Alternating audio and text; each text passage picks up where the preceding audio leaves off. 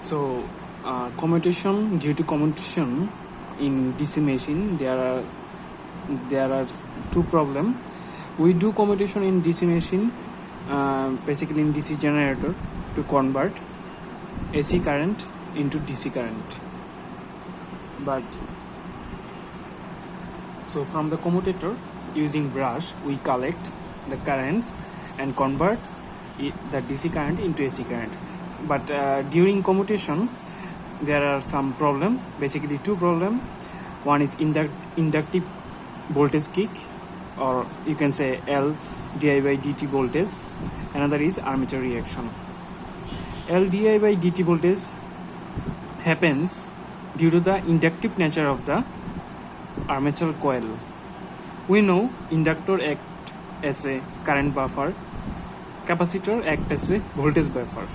So when inductor acts as a current buffer,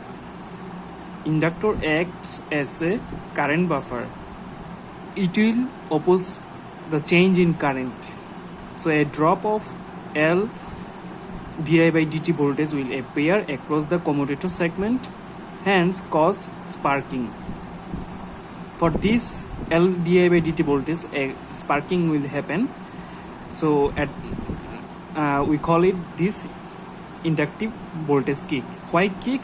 Because for very small time a voltage rises, and this voltage is really very high, but it is for the very small time, so a sparking happens. Suppose this is the commutator segment. So when brush moves from one segment to another segment, in the trailing edge of the brush, a sparking happens when the brush comes from one segment to another segment. So at that time sparking happens, and we call it inductive voltage kick.